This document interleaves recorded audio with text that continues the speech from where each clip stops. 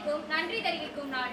விளைச்சலுக்கும் உதவிய கால்நடைகளுக்கும் உழவுக்கும் உறுதுணையாக இருந்த மாடுகளுக்கும் நன்றி கூறும் நாள். மண்பானையில் பொங்கலிட்டு பால் பொங்கி வழியும் போது பொங்கலா பொங்கல் என்று கூறி குடும்பத்தோடு மகிழ்ச்சியை பகிர்ந்து கொள்வோம். மஞ்சள் கொத்து, கரும்பு, இஞ்சி தண்டுகள், புது அரிசி, பருப்பு என இயற்கையின் கொடைகளை வைத்து படைத்து இயற்கையை வணங்குவோம். இந்த நாள் உறவுகளையும் நண்பர்களையும் ஒன்றிணைக்கும் நாள். நமது பாரம்பரியத்தையும் கலாச்சாரத்தையும் அடுத்த தலைமுறைக்கு கடத்தும் நாள். இந்த இனிய பொங்கல் திருநாளில் நம் வாழ்வில் மகிழ்ச்சியும் வளமும் பெறுகிற